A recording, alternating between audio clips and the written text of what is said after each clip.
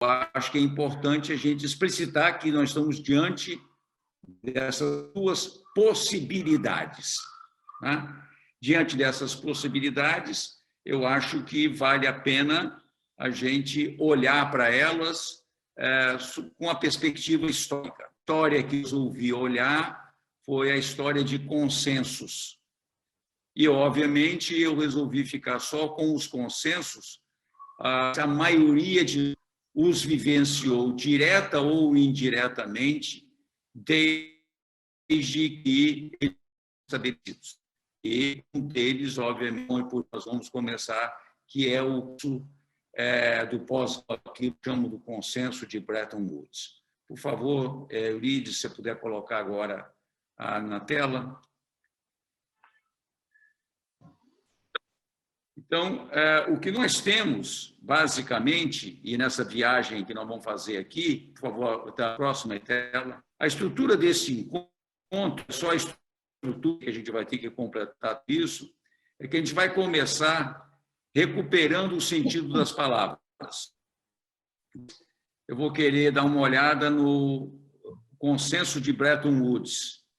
Depois, obviamente, de Bretton Woods levou a o mundo capitalista a um determinado estágio que chegou ao esgotamento daquilo que é intitulado a Era Dourada, entre a Segunda Guerra até 1970 aproximadamente. Depois, obviamente, houve a busca de um novo consenso, e é um consenso por cima, até nós chegarmos à construção do consenso de Washington, e nós vamos parar nesse com a operacionalização do consenso de Washington. A próxima transparência fala sobre recuperação do sentido das palavras. Eu não sei se vocês estão com o mesmo problema de ler que eu estou tendo aí, mas, felizmente, o meu improviso... Então, a primeira palavra que a gente tem que recuperar, o sentido é de crise. Né? Crise, como nos é vendida, principalmente pela grande imprensa e através dos mais diferentes canais, inclusive acadêmicos, é sempre uma crise de fazer com que tornar de todos nós o que é o processo de acumulação de poucos. Todas as vezes que alguém no noticiário ou algum economista fala de crise, ele quer transformar o que está acontecendo com o processo de acumulação capitalista, né? Ele quer transformar isso num problema de todos nós, de forma que eu tome para mim crise, aceitar todos os medicamentos, né, que para mim como legítimos. Né? Então, a crise fiscal. Então, se existe uma crise fiscal, que é uma crise fiscal que coloca em risco o processo de acumulação capitalista, principalmente capital financeiro. Mas se eu aceito que aquilo ali é uma crise, eu implico crise minha, e aí eu vou aceitar o remédio amargo, que é, por exemplo, tem que diminuir os gastos com saúde, com educação, com previdência, etc., etc. O segundo é a ideia de consenso. Isso é algo que a gente pratica implicitamente desde a hora que a gente tem que fazer um consenso comigo mesmo, eu tenho que fazer um consenso com a minha companheira, com meus filhos. E o que é consenso? É aceitarmos soluções com as quais todos nós não vamos com tudo, aceitamos mesmo aquilo que conseguimos tolerar, aquilo que acorda plenamente. Alguns desses consensos pode ter cidade. Num determinado momento, nós passando por uma crise na sociedade como um todo, e aí eu preciso aceitar uma solução.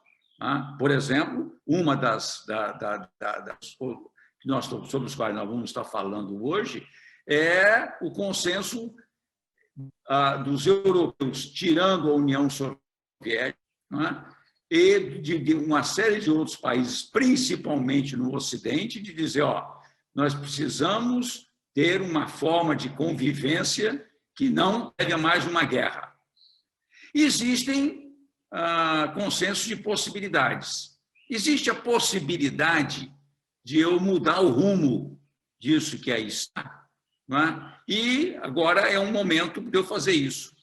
Francisco está buscando chamar a atenção para a possibilidade de nós mudarmos o rumo na maneira como nos organizamos enquanto sociedade e como nos relacionamos com a natureza. Estamos em crise econômica, social e política nas nossas relações e na nossa relação com todos os demais seres viventes. O que é a gente colocar que os consensos são econômicos e aqui discutindo consensos econômicos e políticos. E políticos. Que é importante o político? Porque o político é aquele que busca criar de legitimação daquilo que foi consensuado. O terceiro ponto que eu gostaria de recomendar é de datas e locais. Eu vou estar falando de Bretton Woods, nós vamos estar falando de Washington, nós vamos estar falando de Davos. Vamos estar falando em datas, né? Bretton Woods, 1944, 1946, vamos estar falando de consenso de Washington, 1989, nós vamos estar falando do consenso de Davos, que é 2021. Mas é óbvio que essas datas e esses só contribuem para a produção de uma narrativa para o que usa muito tempo. O acordo de Bretton Woods não existiu a partir do consenso de Bretton Woods, a partir de assinado um acordo entre 44 países. O consenso de Woods foi quando se estabeleceu numa reunião uma coisa. Não, essas coisas vão sendo construídas paulatinamente, mas agora é importante, do ponto de vista da narrativa, datar e localizar, porque isso ajuda a narrativa, principalmente a narrativa da subordinação, que é o que normalmente interessa a muitos e a muitas, ou a poucas e poucos, né? Por favor, próximo, nós vamos entrar no consenso de Bretton Woods. De que crise nós estamos falando em Bretton Woods? Nós estamos falando de uma crise do capitalismo que teve vigência nos primeiros 40 anos do século XX. Obviamente, ele tinha tido um início um pouco antes, mas vamos pegar só o século XX, que era de um capitalismo baseado no imperialismo, ou seja, a disputa de mercado para colocar produção industrial, que esse mercado era delimitado de uma forma bélica ou de alguma forma geopolítica. Então, em função disso, o mundo vivenciou duas grandes guerras em menos de 40 anos. Em função disso, europeus, principalmente europeus, obviamente, houve a entrada dominadora dos Estados Unidos, resolveram, olha, está na hora da gente pensar que temos que arranjar uma outra forma, do sistema capitalista funcionar. Né? Ele não pode ser mais com o imperialismo, porque nos leva a soluções bélicas e não é bom. Então, se consensuou e se fez longe das possibilidades soviéticas, porque poderíamos, não seria impossível que, terminada a guerra, alguém dissesse, gente, realmente esse capitalismo não tem futuro, esse troço está nos escravizando, vamos buscar uma outra alternativa. A outra alternativa, obviamente, era a alternativa. Mas, obviamente, que aos Estados-nação que governo na construção de Bretton Woods não interessava a possibilidade soviética, não interessava nem quer reconhecer. Foi a União Soviética a principal vitória do ponto de vista bélico na Segunda Guerra. Foi quem conseguiu definitivamente parar com a insanidade nazi-fascista. Né? Bem, quais são as bases do consenso maior e qual é a institucionalidade desse consenso? Em primeiro lugar, e fundamental, liberdade de mercado. Então, a ideia é, não pode agora mais eu dizer, este mercado aqui é meu porque eu sou o tutor bélico, político, por isso esse mercado é meu. Então, a primeira coisa é liberdade de mercado. A segunda coisa é estabilidade de preços relativos. Estabilidade de preços relativos, por quê? Porque uma das razões que levou a Alemanha a ter a legitimidade dela foi o processo de inflação. A inflação é, acima de tudo, instabilidade de preços relativos. Essa é a essência. E como é que eu resolvo esse problema? Eu resolvo esse problema se eu conseguir minimamente controlar a questão moedas nacionais. Então, eu preciso criar uma estabilidade de preços relativos de um fundo monetário internacional que vai tutelar os países, que vai determinar na maneira como podem exercer a sua autonomia monetária de colocar dinheiro em circulação. Então, aí esse é o papel essencial. E a terceira base do consenso é a possibilidade de maior participação no bolo do desenvolvimento, que, obviamente, se transforma em Banco Mundial. Eu gostaria de chamar a atenção de vocês que, eu acho que é a próxima transparência, não, ainda aqui, é que a liberdade de mercado foi algo... Não, deixa no anterior, por favor. A liberdade de mercado foi aquilo que mais interessou aos Estados Unidos, e que mais assustou os europeus, porque os Estados Unidos estavam saindo com a sua economia absolutamente intacta da guerra, e os europeus do Ocidente, obviamente, tinham medo de que ele pudesse exercer essa liberdade. Por isso, negociou-se os acordos de tarifa e de comércio chamado GATT. Os Estados Unidos não aceitaram, no primeiro momento, a criação de uma Organização Mundial do Comércio. Só foi a ser implantado no final do século XX. A estabilidade de preço ficou por conta do Fundo Monetário Internacional, e a de participação do bolo, ou seja, de você criar condições para que não só a Europa se reconstruísse, mas que também outros países pudessem emergir com algum tipo de crescimento e que a assistência financeira fosse dada principalmente às ex-colônias africanas. Isso ficou pela possibilidade de participação do bolo por conta do Banco Mundial. É interessante a gente chamar a atenção que quem mais buscou a estabilidade de preços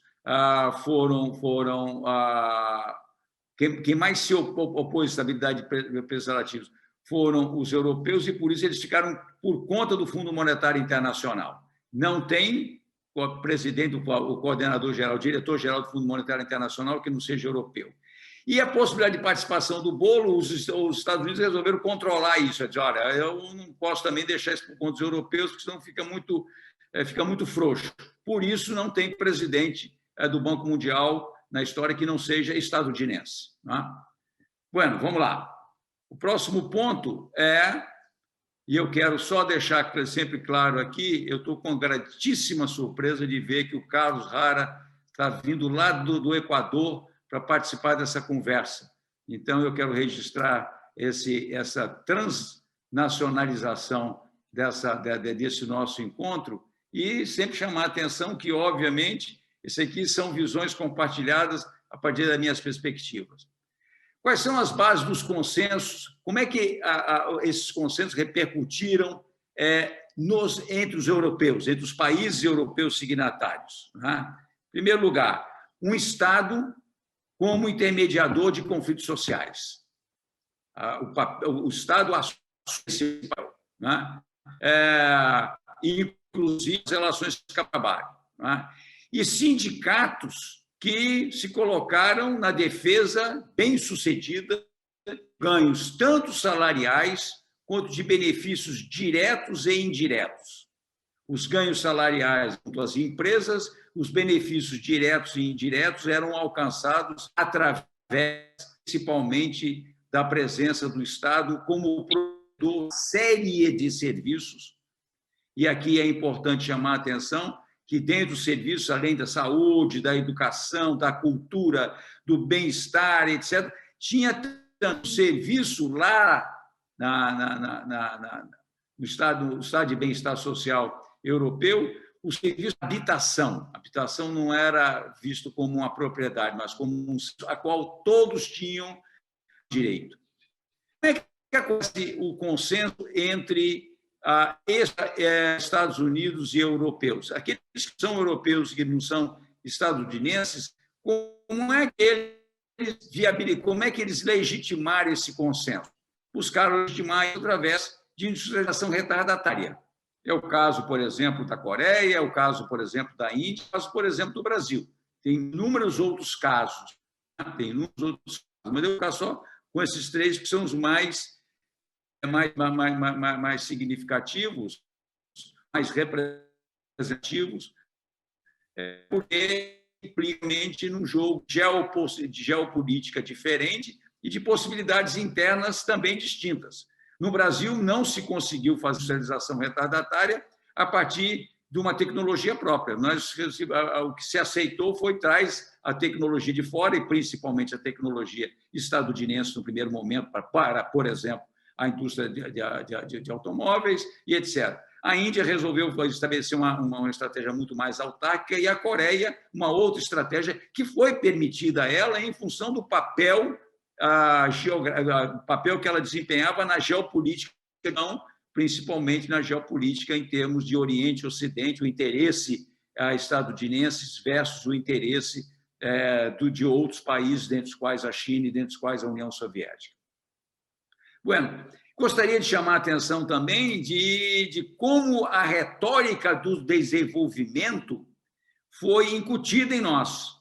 Né? A retórica foi legitimada via academia. Né? Se nós pegarmos a produção acadêmica a partir da década, a partir dos anos 40 e nos anos 50, ela foi muito permeada, mas muito permeada pela ideia do desenvolvimento, por estratégias de desenvolvimento, fossem elas mais ortodoxas, né?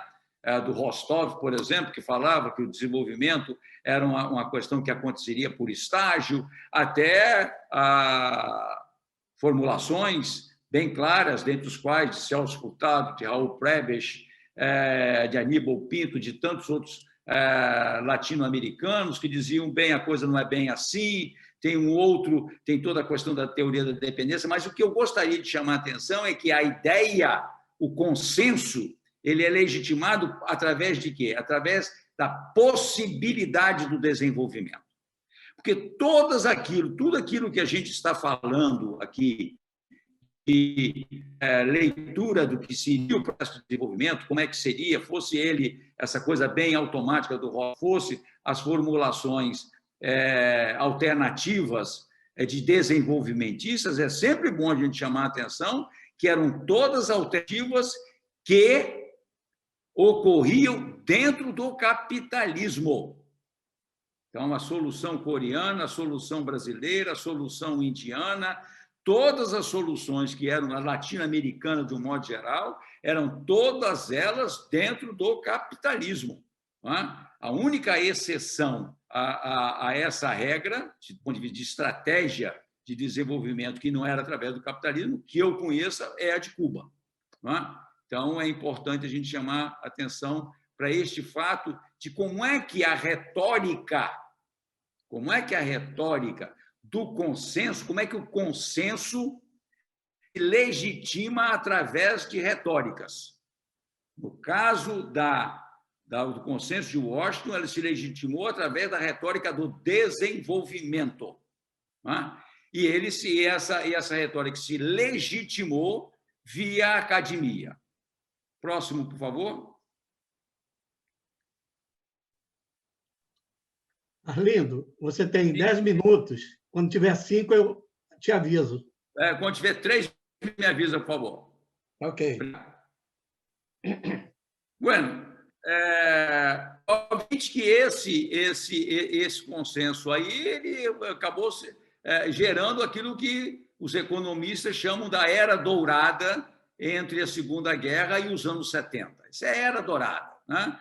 Os salários aumentaram, principalmente para os europeus, o bem-estar aumentou, as propriedades, as pessoas já estavam felizes, eram anos dourados, né, para estadunidenses, para europeus, mesmo escondendo várias das diferenças, mas são taxas de crescimento bastante grande, taxas de crescimento da participação do salário sobre a renda, etc, etc. Bem, na medida em que há uma perda dinâmica da acumulação privada, tem uma crise do capitalismo.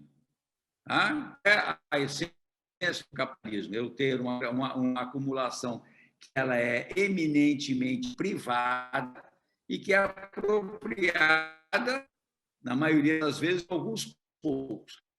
Na medida em que eu tenho uma participação crescente, ou ainda que moderadamente crescente, mas é uma participação, por exemplo, do salário, que é garantida, inclusive, por acordos com a intermediação do Estado, aí, cara, tem crise aí. Eu estou deixando de ser porque eu tenho uma exagerada participação estatal, não só na produção industrial, porque tinham várias empresas estatais, é importante a gente lembrar que o Brasil fez isso com empresas estatais, cresceu industrialmente, que a Itália fez isso através de empresas estatais, a Inglaterra cresceu através da estatização de empresas que eram privadas até a guerra e que depois tinham condições de se recuperar e que se transformaram em empresas estatais, mas também através da regulação de atividades privadas, inclusive na relação com o trabalho. Mas também chame-se a atenção aqui para o fato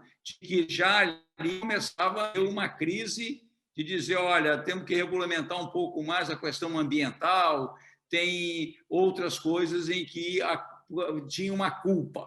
Né? A culpa da crise, então, primeiro, é uma crise da perda de dinâmica da acumulação privada. Né? Segundo, eu tenho que buscar um culpado para isso que não seja, obviamente, a ganância da acumulação privada. Aí, qual é a eu estou colocando como bastante estilizada a maneira como foi vendido. Obviamente, tem um estupim, uma data para essa crise. Qual é o estupim? Petróleo.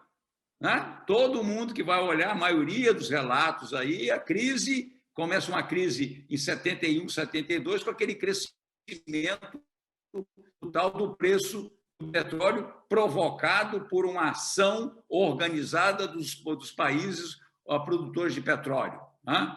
E, obviamente, quando você tem o aumento, como houve enorme do preço do petróleo, você teve total desorganização dos preços relativos. Né? As mesmas 5 sacas de café que antigamente compravam um barril de petróleo já não comprava mais nem 1 litro de petróleo.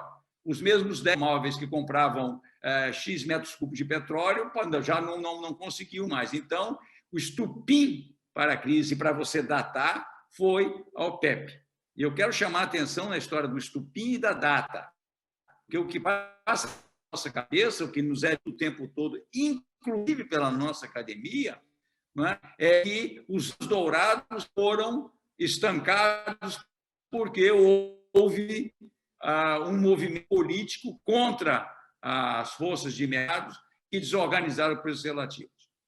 Bueno, quando tem essa crise, e é uma crise que já estava em gestação, e já era percebida, já era percebida por cientistas, por exemplo, que já me sinalizavam, olha, a Terra tem problema de recuperação, então a forma como nós estamos crescendo para desenvolver, ela não é sustentável do ponto de vista ambiental. Já existiam esses indícios, né? Mas, sem dúvida nenhuma, antes do estupim da crise do petróleo surgir, já existiam trabalhos que buscavam alternativas para dentro do capitalismo, buscar outras alternativas. Eu posso chamar a atenção de vocês a respeito da contribuição do Schumacher, não o corredor, mas um economista que tem um livro que é bonito, mas é muito mais profundo do que isso. Olha, a forma como o capitalismo está indo, nós temos futuros sociais. O Ivan Illich, que olha, né, e diz, olha, do jeito que o rumo está indo, a saúde e a educação vão deixar de ser instrumentos importantes para a coesão social. E os verdes, nós verdes, né, da Revolução Hippie, né, que dizíamos, olha, temos que buscar uma outra alternativa e, de repente, a outra alternativa, a coisa mais vendida é eu, por exemplo, usar uma roupa simples, uma calça jeans, porque isso vai me fazer tão feliz. Né? Essas eram, obviamente, alternativas que respeitavam o princípio do mercado e também respeitavam o princípio da propriedade privada, mas eles simplesmente questionavam o processo de acumulação concentrada de mercado e propriedade privada podiam nos levar. Então, é importante chamar a atenção de que ali havia uma alternativa. Próximo slide, por favor.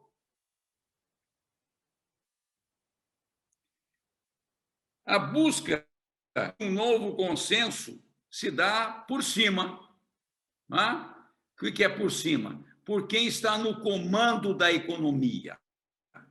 Quem está no comando da economia, e aí já não são mais Estados-nação. Né? Os Estados-nação aí se transformam mais do que nunca em instrumentos de interesses privados que buscavam, obviamente, assegurar o continuado processo de acumulação privada e constante. Como é que começou essa construção do consenso? Primeiro, os petrodólares. Se o preço mudou tanto, alguém passou a botar muito dinheiro no bolso através da venda do petrodólar. Então, eram majoritariamente árabes, mas também foram venezuelanos, mas também foram soviéticos, né, que começaram a ter parcela razoável de dinheiro no bolso. Né? Bueno, mas eu vou fazer o quê com esse dinheiro? Né? Arlindo, então, rapidamente, eu vou, quando depois esgotar, você me chama, eu vou só continuar aqui nesse slide. Então, rapidamente, surgiu uma alternativa.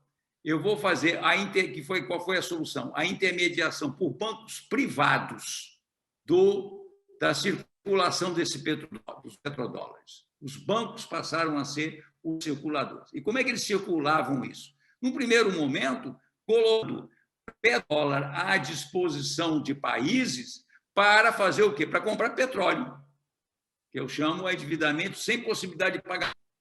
Um dos países que fez isso foi o Brasil. Então, dinheiro era oferecido a uma taxa de juros relativamente muito baixa. Não é? Diz, olha, você está com um problema de balanço de pagamento, está com um problema para comprar petróleo, eu te financio, você vem e compra de mim.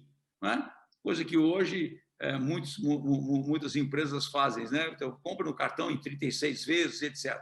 Só que, obviamente, que este processo sabia-se insustentável do ponto de vista financeiro, inclusive, e claramente insustentável quando Ronald Reagan assume a presidência dos Estados Unidos. O Reaganomics quer dizer o seguinte: olha, eu vou financiar o meu déficit público com emissão de títulos e vou colocar esses meus títulos mais caros do que vou ter uma taxa de juros mais elevadas. E aí, de repente, os juros que estavam em torno de 8% ao ano, né, contratados com 8%, os juros foram para 16%, foram para 25%, etc. O que isso implicou? Implicou que países como o Brasil, que tinham pego dinheiro a 8%, de repente passassem a ter serviço de dívida correspondente a juros de 15%, 18%, 20% e tantos por cento. taxa de juros do mercado. E aí todos os países foram induzidos, coagidos a mudar contratos que eram a juros estabelecidos contratualmente, pré-fixados, transformar em contratos a juros de mercado. Não é? E quem é que foi tomar conta dos ajustes estruturais importantes para que fosse garantido que o financiador ia receber o dinheiro? Foram legitimados através das multilaterais. Fundo Monetário Internacional e Banco Mundial, que passaram a impor regras de mudanças, de ajustes estruturais, que, obviamente, interessavam majoritariamente e basicamente aos bancos privados. Né? Sem dúvida nenhuma, foram buscados, para esses ajustes, foram buscados alguns remédios internos. Um deles foi o enfrentamento dos bancos, dos sindicatos. Né? Sem dúvida nenhuma, esse foi um mecanismo. Olha, afinal de contas, agora estamos em crise, então o saúde pode continuar querendo ter reajustes de acordo com a inflação e ter ganhos reais de salários. Né? Esse foi um dos remédios internos imposto pelo Fundo Monetário Internacional e pelo Banco Mundial e que a maioria dos países, dentre os quais o Brasil, praticou. Uma outra foi a privatização de empresas e de serviços. Né? Então, a questão para eu equilibrar o meu orçamento público, né? Já que eu não tenho como aumentar a receita via imposto, eu vou aumentar a minha receita, eu vou equilibrar as minhas finanças vendendo patrimônio público.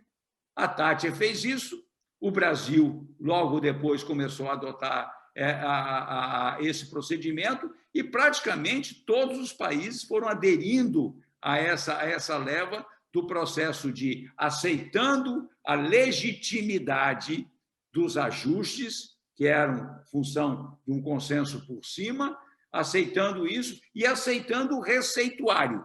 O receituário é, afinal de contas, eu fazer o ajuste através de procedimentos que, sem dúvida nenhuma, seriam fundamentais para que continuasse a assegurar a apropriação privada agora através de bancos do processo de acumulação capitalista. Bueno, como é que você legitima isso? Você legitima isso com o EU-SA à la Margaret Thatcher.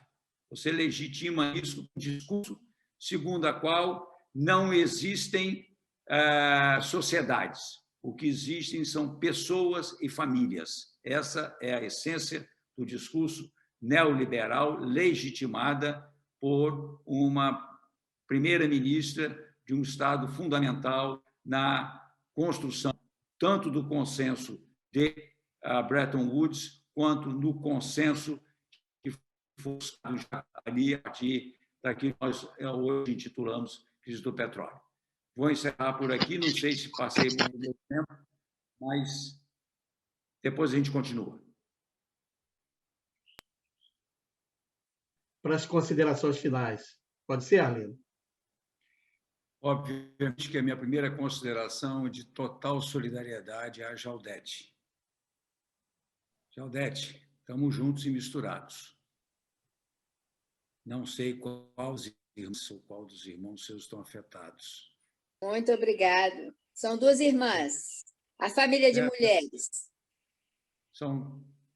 Sinceramente, afetou a mim, eu não tenho nenhuma dúvida que afetou a todos nós, então receba você e elas e todas as pessoas